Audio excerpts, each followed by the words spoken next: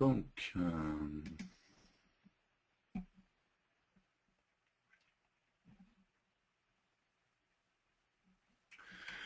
ok.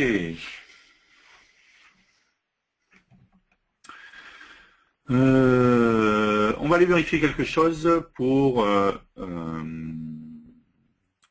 William a envoyé un lien qui peut être intéressant. On va l'envoyer à tout le monde d'ailleurs. Hop. Si on avait eu la question pour pouvoir forcer en fait, hein, si on voulait un commentaire ou pas en fait. Donc dans les propriétés du projet, on voit qu'on a une propriété qu'on pourrait rajouter. Donc ça, bien entendu, on ne peut pas le faire dans Delphi. On va aller dans l'explorateur. Salut. Je vais rajouter ça sur Demo1. Ouais, exact. Ouais, je le ferai là moi aussi. Tortoise SVN. Donc Tortoise SVN, Properties. Voilà. New. Alors c'est là que je sais pas. Ah ouais. Log size. Non, c'est pas log. Autant pour moi. Non. C'est pas écrit justement ça. Parce que sinon j'ai Advance là.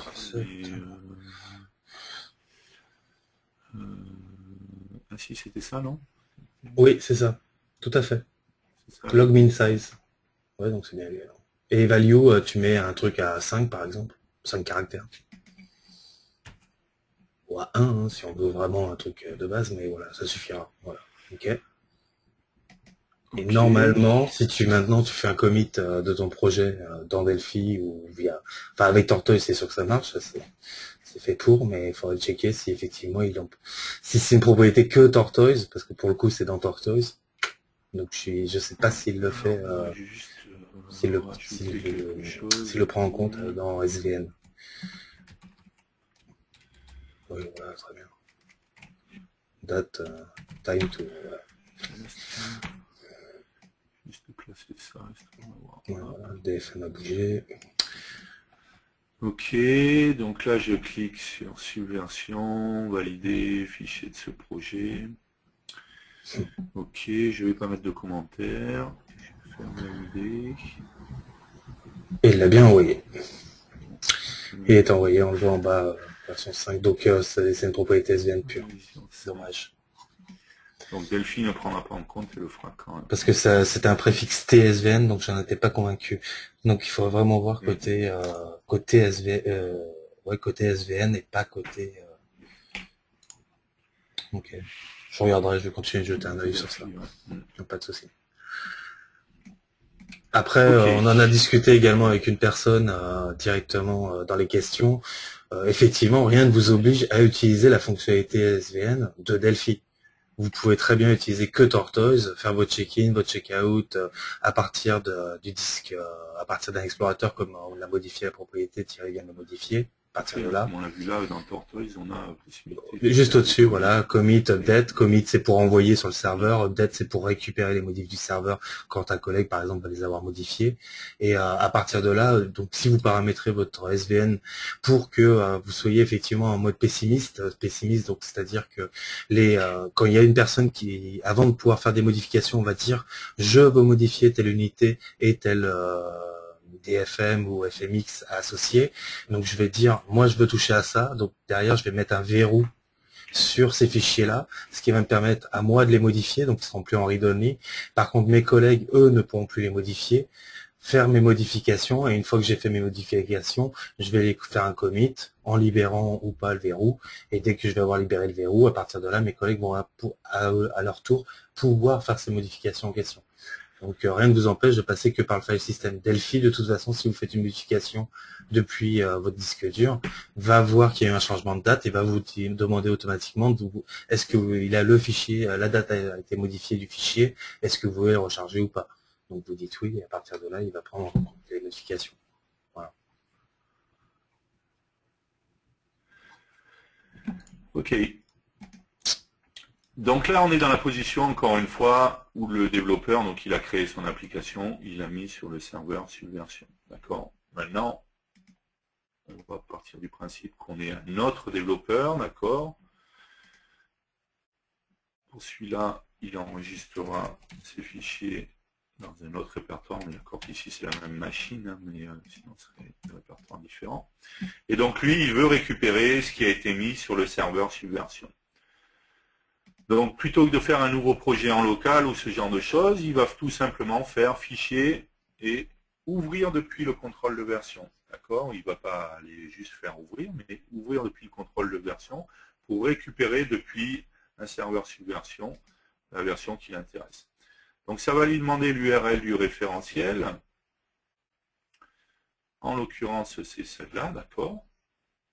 Encore une fois, moi, elle est avec file et tout ça, mais sinon, ça serait une URL avec le SVN et ainsi de suite. Ok, donc il va récupérer, il va préciser l'URL, il va préciser quelle est la destination, ça c'est la destination en local, d'accord? Donc lui, sur sa machine où il va aller enregistrer, donc ça va être le répertoire qu'on a créé, la démo 1B. Et ensuite, il peut définir quelle est la révision qu'il veut récupérer, d'accord? Soit il va choisir de récupérer la révision en cours, donc la dernière révision. Soit il va décider de préciser un numéro de révision, la 2, la 3, la 4, la 5, et ainsi de suite, d'accord? Ce qui peut être pratique certaines fois, notamment parce que moi j'ai continué à travailler sur les différentes versions, mais il y a un client qui a un problème, lui il est en révision numéro 2, alors qu'on est en révision numéro 5. Je vais tout simplement récupérer la révision numéro 2 pour pouvoir travailler sur cette révision-là et voir le problème du client et être directement dans la version que lui il a. Donc on va prendre la révision en cours puisqu'on veut la dernière révision. Je vais juste en profiter pour l'instant, lancer une deuxième instance de Delphi. OK. Et je vais faire OK. Automatiquement, il a trouvé tous ces fichiers-là, d'accord? Il les a bien récupérés à la révision numéro 5. Et il m'a précisé ici que dans ce qu'il a récupéré, il y avait un projet, qui est démo un projet. Il me demande si je veux sélectionner ce projet pour l'ouvrir. Donc je vais lui faire OK. Je fais OK. Ici, je suis bien sur mon programme démo 1. D'accord? Ce programme va bien entendu être enregistré en local dans mon nouveau répertoire. Voilà, démo 1B, on voit bien qu'il est ici. D'accord? Tout a été recopié. On est d'accord, encore une fois, que ce serait deux machines distantes. Et si je me positionne ici, je suis bien sur mon application. D'accord? J'ai bien mon source, j'ai bien tout ce qui a été rajouté. Je suis bien sur la dernière révision, la révision numéro 5. Donc moi, de mon côté, je vais faire des modifications. D'accord? Juste avant ça, je vais voir si lui, il a fini. Et lui, je vais lui faire réouvrir ce qui est dans des moins. Après, on reviendra là-dessus. OK.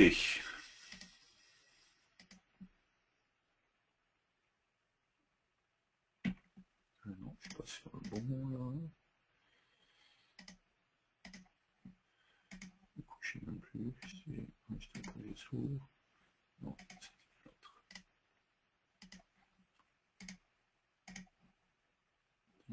OK. Donc moi, je fais mes propres modifications, d'accord? J'ajoute mes propres modifications. Je vais rajouter également un edit.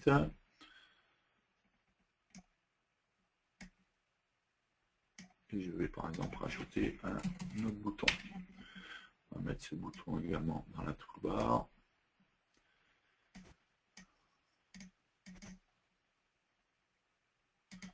Ça, hop.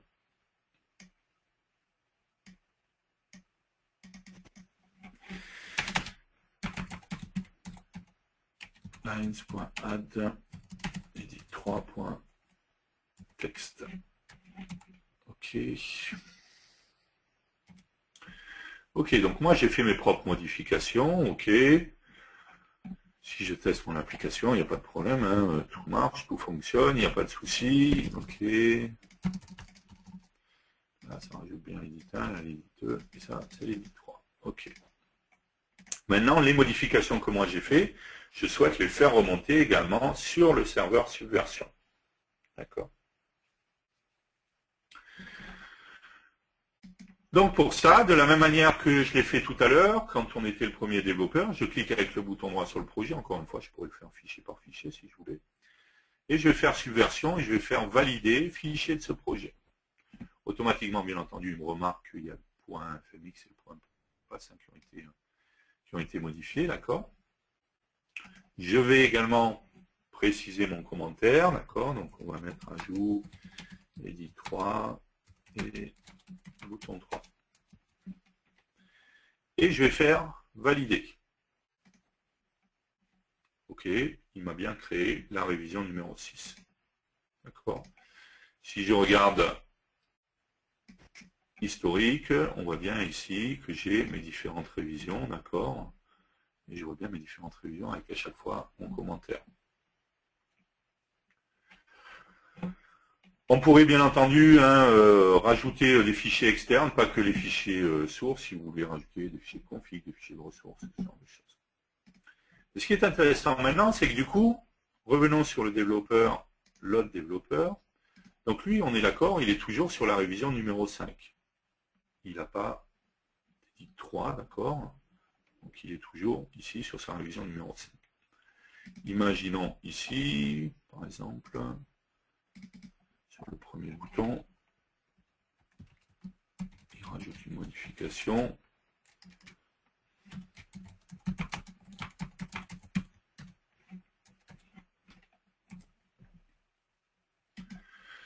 Ok, et il se dit, c'est pas que l'autre développeur a fait des modifications sur ce fichier, d'accord. Et il se dit, moi également, je vais mettre à jour le serveur subversion et je vais me faire augmenter mes modifications sur le serveur subversion. Donc il va cliquer avec le bouton droit sur le projet, il va faire subversion, valider, fichier de ce projet. Il n'y a que le point pass qui a été modifié, on est d'accord. If code, clic, bouton 1. OK. Et je vais faire valider. Voilà.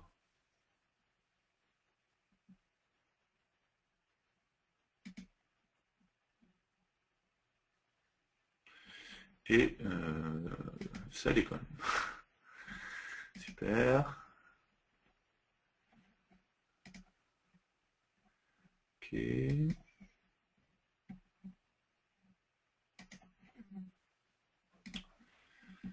Comment ça, on va relancer.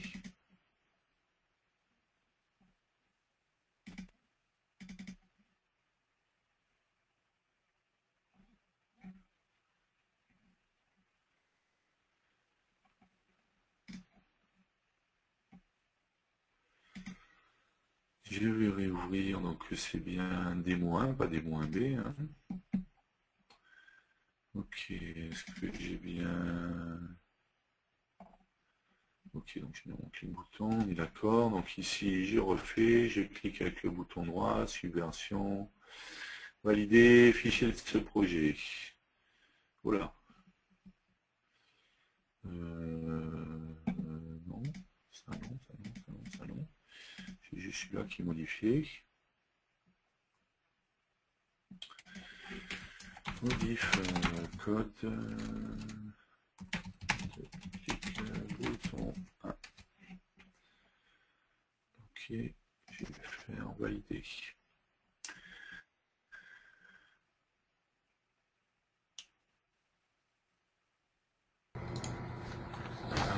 Ouais, tu l'as cassé. Ok, ouais. Tu l'as cassé. Les fichiers, c'est pour ça qu'il les a. Ouais, parce que ça s'est fait partiellement et il y a eu le plantage. Je pense que tu as un verrou sur des DLL ou des trucs comme ça. Pas idée.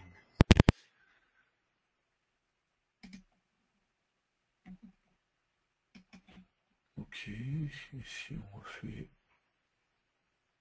nettoyer, mais pas qu'il a déjà fait ou pas. Ok. Oui, on le voit en bas. Dans les messages, il y a écrit nettoyage. Commentaire récent, tu dois l'avoir. Je sais pas s'il a gardé. Commentaire. Attention.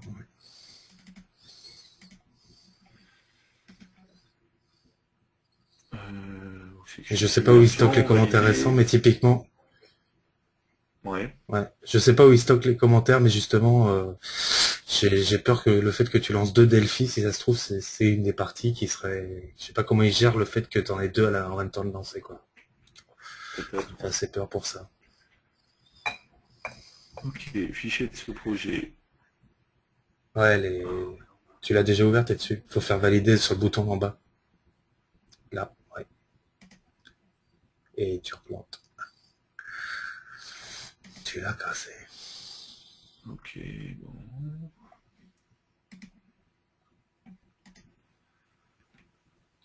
On va y arriver. J'espère.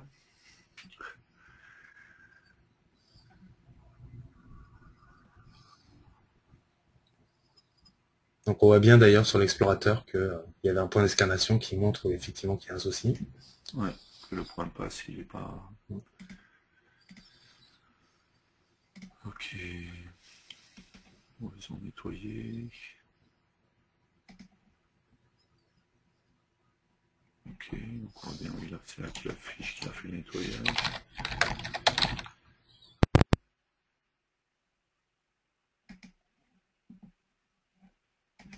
Ok.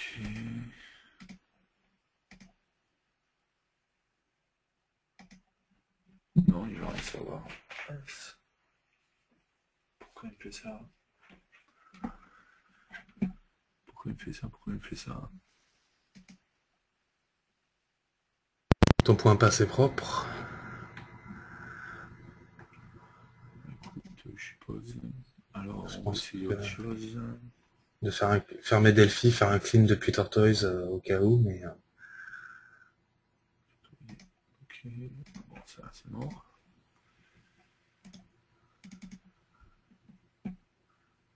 oui. Qu'est-ce que tu veux faire? Moi j'aurais fait un clean là, direct de démo 1 Ah, là, exactement. depuis Tortoise. Ouais. Ou au pire, faire une récupération. Un update clean-up.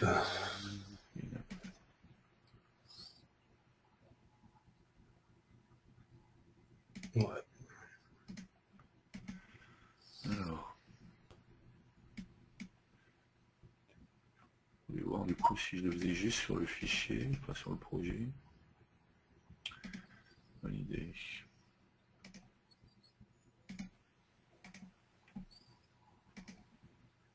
Non. Bon. Créer un nouveau répertoire, démo B, démo C, là, démo 1C, au cas où, je vais vérifier un truc, et faire un export, enfin faire ouvrir un projet à partir dans Delphi. Oui. Voilà. Je vais voir en fait si ce sera pas le projet, parce que le projet contient des informations, le déproje, et que si ça se trouve, c'est lui qui est verrouillé à un endroit particulier. Donc plutôt que de chercher une heure, voir si tu arrives à exporter. Alors, depuis le contrôle de version. Voilà. Ok. Et, ok. La révision en Ouais, cours. exact. Et là, si ça plante, c'est qu'il y a un... Ok, ça plante pas, c'est Par rassurant. contre, il m'a indiqué la révision numéro 6. Bah, c'est celle que tu as fait depuis démo B. Hein. Non, non, c'était la... Si, je crois. Ouais, Ouais, c'est c'était ça, celle que j'avais t'as fait. pas ton premier, c'est normal, il Oui, est t'as pas cassé. le premier, ouais. Et voilà. Donc, le problème, c'est qu'il faut que je modifie d'un côté et de l'autre. Ouais, mais avec deux ouverts, super. Tu peux retenter, hein, mais Non, mais, moi j'aime pas. non, mais je vais fermer le projet à chaque fois, quoi. Ouais. Moi j'avais utilisé, j'avais déjà fait une démonstration avec... Vas-y boss, pensant, je meuble. J'avais déjà fait une démonstration sur SVN il y a quelques années pour le Codeway, et personnellement j'utilisais deux machines virtuelles pour simuler mes multi-utilisateurs, donc je suis pas du tout tombé dans ce type de problématique. Au passage, vous avez remarqué qu'à chaque fois que Thierry publie une nouvelle version, il y a une révision. Donc les révisions, vous voyez que c'est un numéro qui est incrémenté. Ce numéro, en fait, il est propre à SVN. C'est pas vous qui le gérez, c'est SVN. Et si vous aviez 40 projets, les 40 projets auraient ces numéros qui s'incrémenteraient de la même façon. C'est-à-dire que si je fais un commit sur mon premier projet et que je suis en 7 et que je fais un commit sur un autre projet, je serai en 8. Il est commun à tous les systèmes.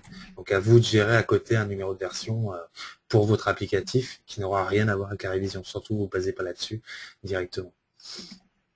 Là, on voit qu'on est en 7 du coup. Donc là, j'ai remodifié le deuxième développeur qui est sur démo 1B, d'accord. Il a créé la révision numéro 7. Ensuite, on va fermer ça. Je vais garder qu'un seul Delphi. Ici, je vais revenir sur démo 1C, qui donc lui est en révision numéro 6. Il n'a pas la modification que j'ai faite sur le bouton. Dans l'historique, tu peux le voir. On va lui faire une modification. Ici.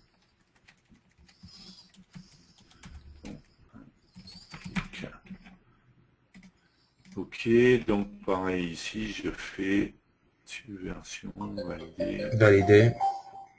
Et ça marche pas. Modifie bouton 1. Et là, on croise les doigts et ça marche. Ouais, normalement. Alors normalement, on a un message qui nous dit que justement, c'est pas possible. Et qui vous dit que c'est pas possible alors, parce que justement, la version sur le serveur est plus récente que la version que vous avez modifiée vous-même.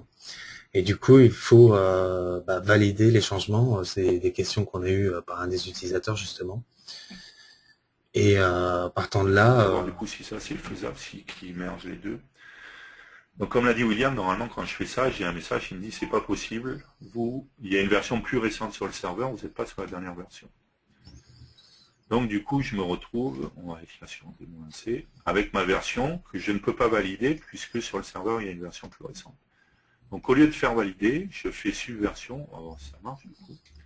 Mettre à jour, fichier de ce projet, puisqu'il me dit qu'il y a une version plus récente, il faut que je la récupère. Fichier de ce projet. Pardon, on va faire un nettoyage. Ok. Et donc ensuite je fais subversion, donc mettre à jour, fichier de ce projet. Automatiquement, il me précise donc bien qu'il a récupéré la révision numéro 7. D'accord, alors que moi j'étais en révision numéro 6. Mais logiquement, et c'est le cas, il a bien tout fait. La révision numéro 7 de l'autre côté, c'était le clic bouton 3, d'accord, qui a bien été repris. Mais ma modif que j'ai faite sur le bouton 1 clic est bien toujours présente. Il a fait un merge des deux fichiers. D'accord.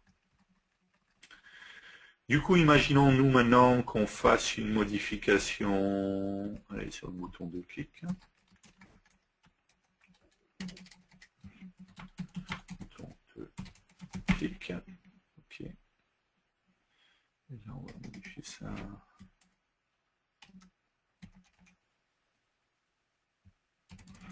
Voilà, donc là. Je fais donc pour mettre ce que j'ai fait sur mon serveur subversion. Donc là, je suis bien sur la dernière version, donc il n'y aura pas de souci. Valider, fichier de ce projet. Ok. Modif. Bouton de clic. Ok, je fais valider. Donc là, j'ai bien la révision numéro 8 qui a été créée, pas de problème. Passons sur l'autre développeur qui lui est sur démo 1C. Lui, il est toujours en révision numéro 7. D'accord. Donc si on l'a vu tout à l'heure, s'il modifie quelque chose qui n'a pas été modifié par l'autre, il y aura un merge qui se fera automatiquement. C'est ce qui a été fait. Le problème, c'est le message d'erreur qui doit dire vous ne pouvez pas valider, il faut d'abord faire une mise à jour. Maintenant, ce qui peut se passer, c'est que moi, ici, je ne suis pas sur le bon point, hein, sur lequel j'étais tout à l'heure. Voilà, je me suis trompé, c'était sur le démo 1B, pardon, qui n'est pas sur la bonne révision. Imaginons que lui, ici, il modifie la même chose que ce qui a été modifié de l'autre côté. D'accord, ici, on a mis un A, moi je vais mettre les deux. Dans l'autre cas qu'on a fait précédemment, ça ne posait pas de problème, parce que les deux choses modifiées étaient différentes. Donc le merge se faisait automatiquement. Donc ici, si je fais enregistrer, alors, pour tester, mais je pense que ça va déconner aussi. Si je fais valider le fichier de ce projet, normalement je devrais avoir la modification, mais...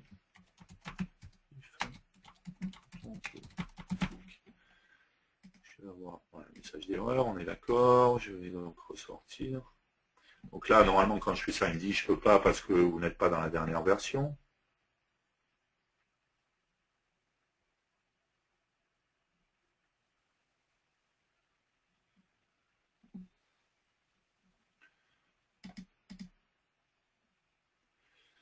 C'était démo 1B.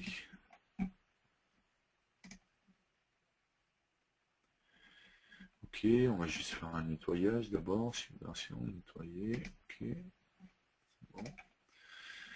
Donc du coup, logiquement, il m'a mis le message, attention, vous ne pouvez pas valider, vous n'êtes pas dans la dernière version. Donc en règle générale, quand il nous fait ça, on fait subversion, mettre à jour un fichier de ce projet, d'accord. Et automatiquement, en fait, il nous met bien à jour sur la révision numéro 8. Par contre, il nous dit, attention, il y a un fichier qui est en conflit, qui est le fichier unit9.pass, d'accord. Et automatiquement, il me met les deux modifications. D'accord? Là, on est dans un cas où tout le monde a modifié la même chose, donc il ne peut pas savoir qu'est-ce qui est à prendre ou qu'est-ce qui n'est pas à prendre. Donc il me met les deux codes. À moi, on voit bien ici, ça c'est mon code, hein, ce qui est entre mine et ça c'est mon code. Et là, c'est le code qui a été fait par l'autre développeur de l'autre côté. C'était la révision numéro 8. Donc à moi de choisir, donc ça c'est juste pour information, hein, à moi de choisir quel est le bon code et quel est le code qui va être utilisé. Forcément, lui, il ne peut pas deviner, d'accord. Donc voilà, imaginons, je décide, bon, et finalement, je prends tout, d'accord, tous les codes. Du coup, maintenant, je peux faire subversion, valider, fichier de ce projet. Forcément, j'ai ce fichier qui est toujours en conflit, d'accord. Donc, je peux cliquer avec le bouton droit ici et faire résoudre un conflit. Pour moi, le conflit il est résolu. Hein. C'est moi, j'ai décidé quel était le code qui était à prendre en compte. D'accord. Donc, je peux faire résoudre un conflit. Voilà. Dernière diff. Clic, bouton touch. Je peux faire valider et j'ai bien la révision numéro 9 qui a été créée.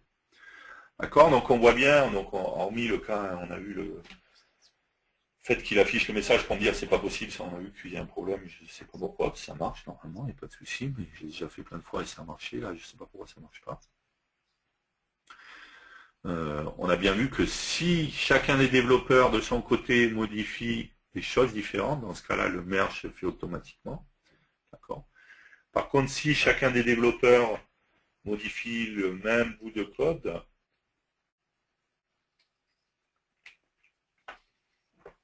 automatiquement, il ne pourra pas deviner ce qui est à prendre en compte sur le serveur. Et donc, du coup, il me proposera les deux codes et ça sera à moi de vérifier. D'accord. Donc, là, ça sera utile dans le cas où, par exemple, on a modifié le même bout de code, ben, ça sera utile, par exemple, de voir, d'utiliser les différences, d'utiliser, par exemple, Beyond Compare, faire passer un bout de code d'un côté et de l'autre, décider ce qu'on prend en compte, et ainsi de suite.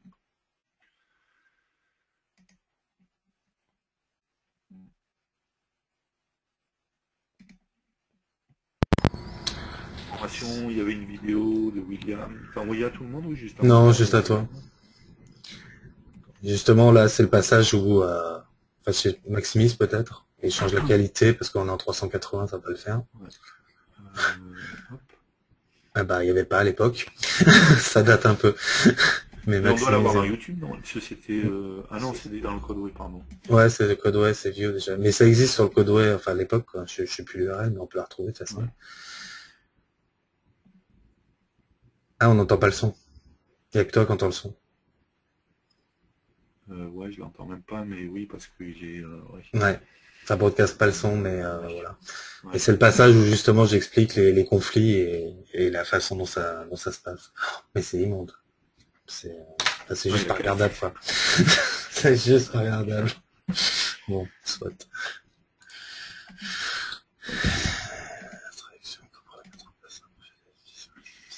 Ok, alors par contre, attention, pardon. Attention à une chose, c'est que on est d'accord que dans Subversion, en fait, on a tout mis, on a le fichier .pass et on a également le fichier FMX.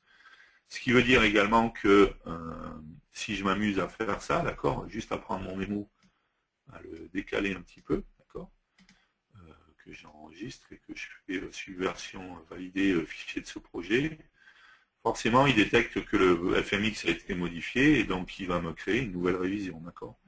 Juste parce que le composant a été déplacé. On est bien d'accord? Ce qui paraît logique, hein, quelque part. Parce que le fichier a été modifié, le fichier FMX, qui est l'équivalent du DFM, a bien été modifié, la propriété left, du coup, a changé, quoi.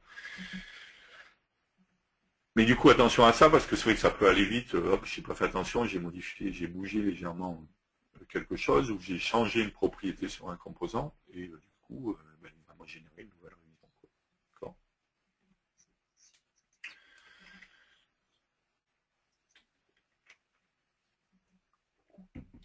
Donc on l'a dit, hein, bien entendu, tout n'est pas supporté dans Delphi, mais on peut ouvrir depuis le contrôle de révision, on peut valider des modifications, d'accord. On peut voir les différences entre les révisions, ça c'est quand même bien pratique. D'accord. Si je regarde la révision numéro 9 et la 3, voilà, on voit bien qu'il y a des différences entre la 9 et la 3, d'accord. Je peux les voir juste ici, ou je peux utiliser bien entendu Beyond Compare pour les voir directement. D'accord. Encore une fois, il y a plein de fonctionnalités dans Beyond Compare. Faire passer du code d'un côté et de l'autre, ainsi de suite. Donc, et de voir, encore une fois, on dit tout, que les différences. Donc là, je peux visualiser que les différences, voir que le code qui est exact, et ainsi de suite. D'accord, donc tout n'est pas intégré, hein, encore une fois, dans Delphi. Toutes les fonctionnalités subversion ne sont pas intégrées. C'est pour ça que très souvent, et c'est ce que je vais vous conseiller, on va vous dire de compléter ça avec Tortoise. Tortoise, ça reste très pratique. Hein. Déjà parce que visuellement, on a les informations. Donc, on voit bien ici le démo 1, celui qu'on a laissé de côté depuis tout à l'heure. On voit bien que du coup, il n'est pas à jour. Elle m'empêcherait de faire un update du coup pour récupérer la version qui est sur le serveur. Hein. Je peux le faire directement à partir de Tortoise. Si je ferme, on voit bien que si j'ouvre ce qui est dans démo 1 ici, on voit bien que j'ai pas tous les autres boutons, j'ai pas le code qu'il y avait tout à l'heure, d'accord. Je pourrais très bien dans Tortoise ici faire un update pour qu'il se mette à jour par rapport à ce qui est sur le serveur, d'accord. Ouais, on va faire un clean-up d'abord.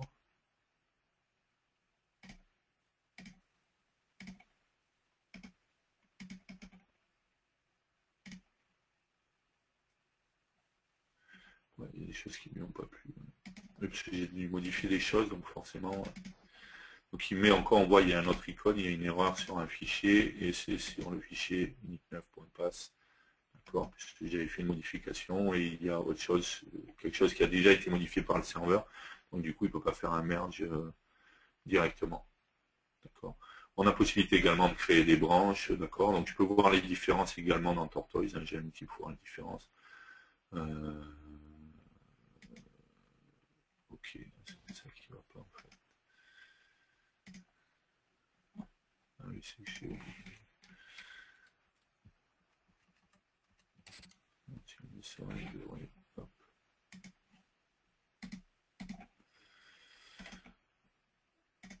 Update, ok.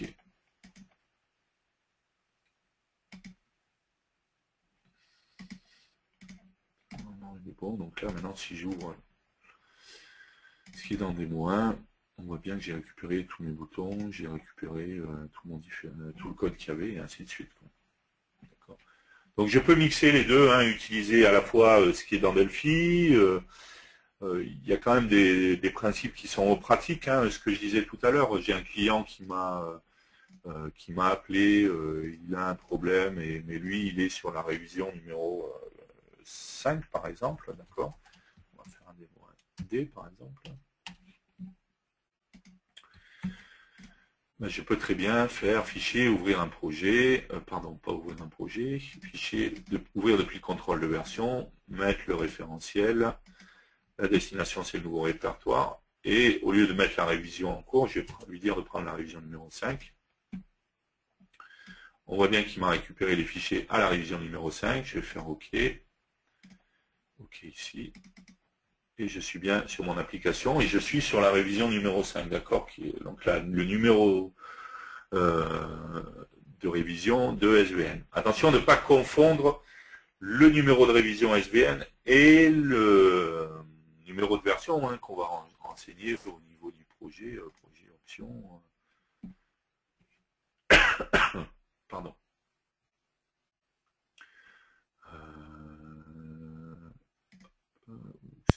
Juste en dessous. Donc le numéro de version qui est là, c'est deux choses complètement différentes. Hein. Il y a le numéro de version de l'application et le numéro de révision qui est dans SVN. Donc bien entendu, ça veut dire parce que lui, le client, il ne va pas forcément savoir quelle est la révision SVN, quoi, d'accord. Donc c'est à vous, alors il y a plein de manières de faire, soit de mettre un about dans votre application dans lequel vous mettez l'information du fichier SVN, d'accord, de la révision SVN, pardon, et puis vous demandez au client d'aller dans le about, de lui préciser quel est le numéro de SVN, ou alors vous êtes fait un tableau dans lequel vous précisez, ok, ben, tel client, il est dans telle version d'application et ça correspond à telle révision SVN. Bon. Je sais pas s'il y a un tag spécifique. Alors pas SVN est capable de remplacer des tags automatiquement. Par exemple pour les auteurs, on peut faire des cartouches automatisées avec ça. Mais je sais pas si la révision en fait partie, parce que attention par rapport à l'idée de l'about, c'est que dans le principe, vu que tu l'as pas encore mis à jour, ton numéro de révision ce sera N+1. Donc, oui, c'est attention. de savoir que du coup, donc, s'il y a un tag, il peut peut-être le faire intelligemment, mais attention. Moi, je le mets perso, je recommit éventuellement une nouvelle fois en mettant le numéro de version dans les commentaires. Et après, je fais une recherche dans les commentaires pour trouver ma version complète de mon côté, dans mon référentiel. Voilà, bon, il y a plein de manières de faire, ou voilà, d'avoir stocké quelque part dans quelle version sont tous les clients, puis du coup à quelle version, quelle révision ça correspond, et ainsi de suite. D'accord. Et là, du coup, on voit bien que je suis bien sur la révision numéro 5, ok, et je vais pouvoir travailler sur la révision numéro 5. L'avantage, c'est que je sais que je suis exactement dans la même configuration, dans la même version en fait que le client au niveau des sources. J'ai bien les mêmes sources que le client. Du coup, je vais pouvoir avoir ce qu'il a, voir quel est son problème. Attention du coup, parce que par contre, c'est l'intérêt des branches en fait, c'est que du coup, si je prends la révision numéro 5, je fais une modification dessus, et que je me contente de valider bêtement en fait, ben, automatiquement il va merger ça avec tout le reste, alors que ce qui n'est pas le cas si je veux fournir au client une correction sur sa version à lui et pas sur les autres évolutions qu'il a. Là on est clairement dans le cas où il faudra utiliser Tortoise, créer des branches ou ce genre de choses. Dans les best practices, normalement, avant d'attaquer une nouvelle version, justement, vous faites une nouvelle branche pour cette nouvelle version, de façon à pouvoir faire vivre les mises à jour, les patchs éventuels, sur l'ancienne branche. Bon principe. Ok, on va regarder si vous avez des questions, et puis après, ben, ça va déjà être l'heure d'aller manger. Alors, qu'est-ce qu'on a comme question? La question, c'était...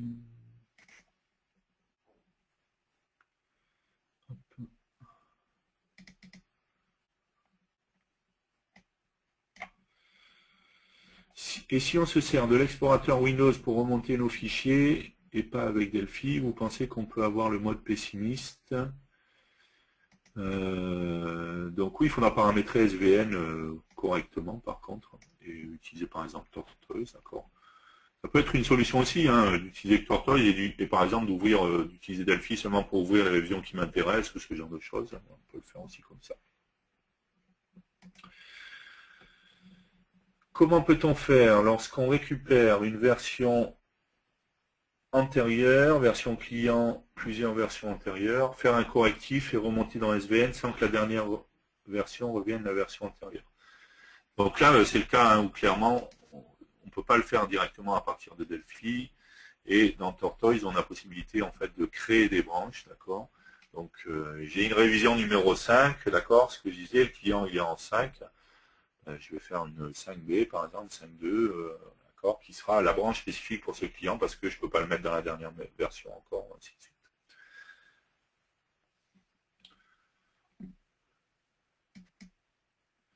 Connaissant un peu SVN, je crois qu'il vaut mieux passer par celui-ci directement plutôt qu'avec Delphi. Bah, après, ça dépend toujours à quel niveau on utilise SVN. Hein. Si on a une utilisation assez simple et basique, on peut tout faire directement avec Delphi, mais c'est vrai que dès qu'on va vouloir pousser un petit peu SVN, ne serait-ce que les branches et tout ça, ben, c'est clairement, on ne peut pas le faire dans Delphi, donc il faudra un autre outil qui permet de le faire. Après, on peut mixer les deux utilisations. Comme je l'ai dit, encore une fois, utiliser seulement par exemple Delphi pour ouvrir les révisions qui m'intéressent, ce genre de choses.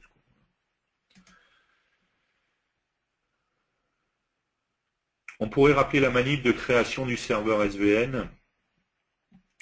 Alors, oui, il y en a plein. D'abord, il existe plein de serveurs SVN. Donc, la seule chose que j'ai fait, c'est que j'ai utilisé Tortoise, en fait, hein, en cliquant avec le bouton droit lorsque j'ai un dossier dans Tortoise SVN, j'ai fait créer un repository ici, d'accord, un référentiel. Ici. Là, encore une fois, je suis en local sous Windows avec Tortoise. Après, ça n'empêche pas d'installer un serveur SVN sur Unix, sur Linux, enfin, il y a plein de serveurs Visual SVN, j'ai montré, c'est une autre solution, il y en a plein d'autres qui existent, d'accord. Donc ça, c'est une solution. Il n'y a pas une seule manière de faire pour créer un serveur SVN. Si vous cherchez sur le web, vous verrez qu'il existe des tas et tas de possibilités pour créer des serveurs SVN. Un référentiel. Un référentiel. C'est parce que serveur et référentiel, on peut avoir n référentiels sur un serveur. Un serveur, c'est juste un setup. Serveur, c'est installé. Après, dans mon serveur, je vais mettre les référentiels, c'est des endroits où je positionne. Hein. Et dans un référentiel, je peux avoir plusieurs projets. Un référentiel, c'est pas forcément un projet.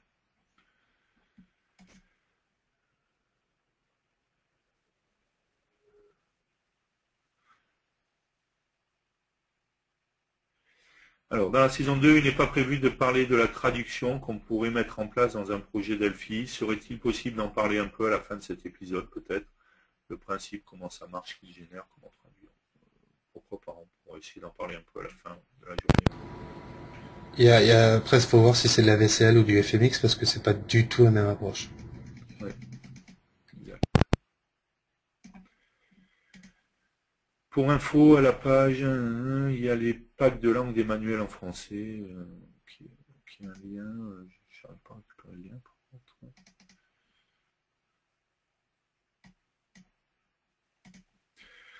Version Insight Plus par US Shooter est une version améliorée de RAD Studio version Insight. Je ne trouve pas la version X4, mais sur XE, ça résout les bugs. On a les icônes comme dans l'explorateur Windows.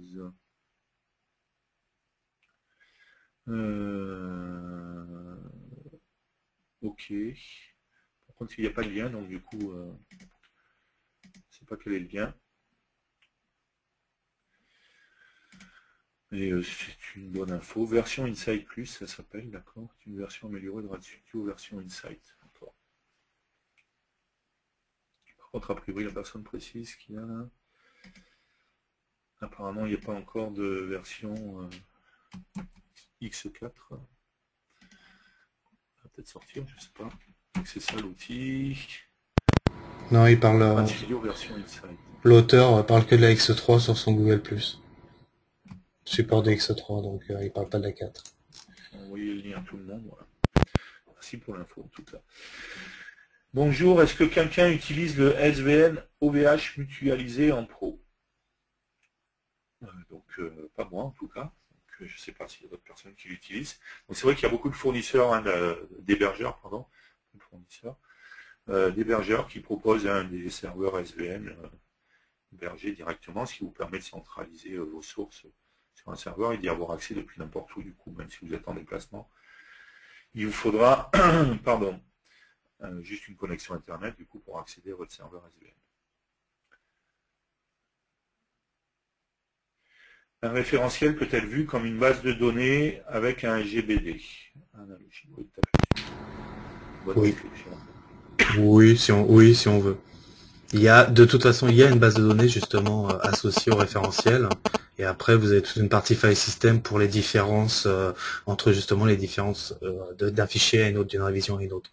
Mais oui, on peut comparer ça et on imaginerait qu'il y a un blob qui reste stocké justement vos fichiers et vos différences de révision. Pourquoi pas.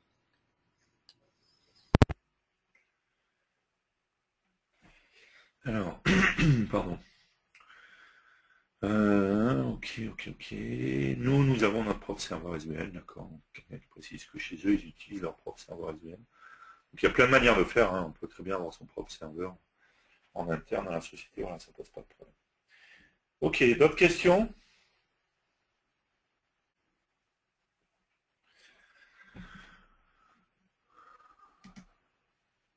Ok.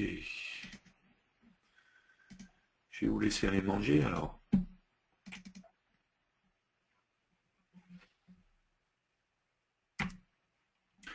Je vais vous souhaiter un bon appétit et puis je vous donne rendez-vous tout à l'heure. On reprend à 14 h pour la suite. Bon appétit, à tout à l'heure.